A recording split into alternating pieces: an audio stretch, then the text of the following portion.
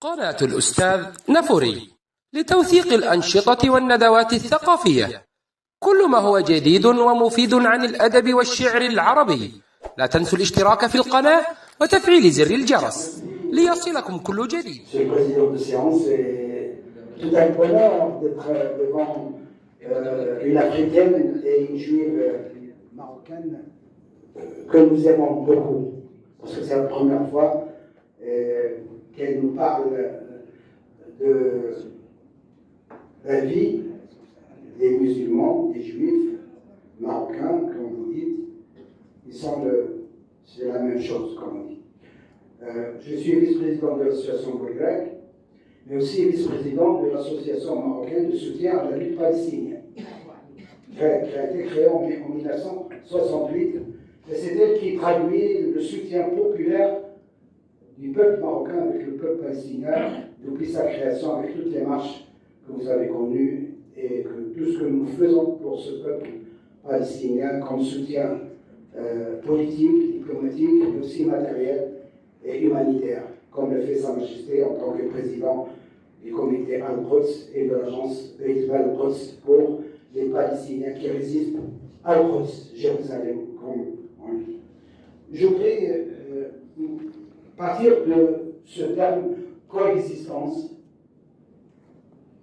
appartenance, certains parlent de tolérance, qui n'est pas bien apprécié, à commencer par les juifs marocains que je connais beaucoup et que j'ai plein d'amis juifs marocains, dont Gabriel Banon, que vous connaissez, et plein d'autres de juifs marocains très attachés à notre pays. Je voudrais vous poser la question, est-ce que, avec ce que vous avez fait, et je vous félicite pour votre engagement pour la Palestine, pour Mohamed Derwish, que vous connaissez très bien, vous parlez, est-ce que dans vos projets, pensez à des films documentaires pour des choses qui me paraissent, nous, aux Marocains, très intéressantes. C'est de faire quelque chose sur le sionisme et le judaïsme. Parce que malheureusement, dans pas mal d'esprits arabes, même marocains, on confond juifs et sionistes.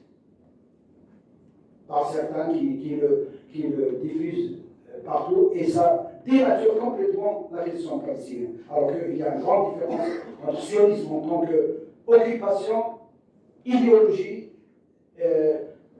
expansionnisme et judaïsme que nous respectons parce que nous respectons les trois religions monothéistes.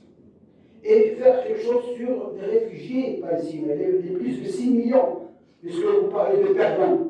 Il y a plus de 6 millions de Palestiniens qui ont été expulsés de leur terre en 1947. C'est l'année du partage de la Palestine et la création d'Israël en 1948. Ça, c'est un documentaire que nous attendons beaucoup pour parler aussi de ces perdants, mais aussi de parler de ces juifs qui sont partis. Nous avons vu pas mal de documentaires où des Marocains qui pleurent le départ des juifs, parce qu'ils ont tout partagé. Le voisinage, le commerce, la vie, les marabouts, comme vous dites, les cimetières.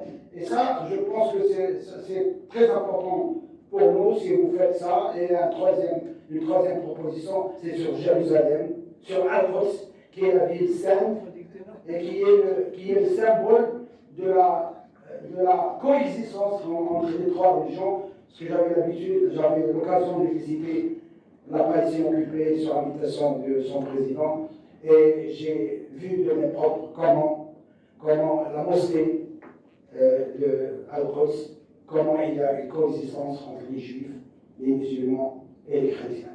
Je vous remercie encore une fois, Madame Simon, et encore une fois, bienvenue à Salé et à son festival international.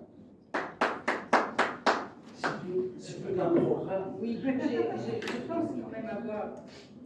je pense quand même avoir traité la plupart des sujets que vous avez évoqués dans plusieurs de mes films, soit l'histoire des réfugiés palestiniens et d'autres, mais je vais continuer bien sûr. Le film que je suis en train de faire actuellement, le portrait d'Edmond Amran et le portrait d'un juif marocain qui, comme moi, est un juif antisioniste et qu'il est resté jusqu'à sa mort antisioniste. Et c'est une des raisons pour lesquelles il me paraît important de parler de lui au Maroc, surtout en ce moment, en plus de sa grande valeur littéraire, bien sûr. Donc je pense que ce film parlera effectivement, comme Edmond en parlait très bien, de la différence entre judaïsme et sionisme. Voilà.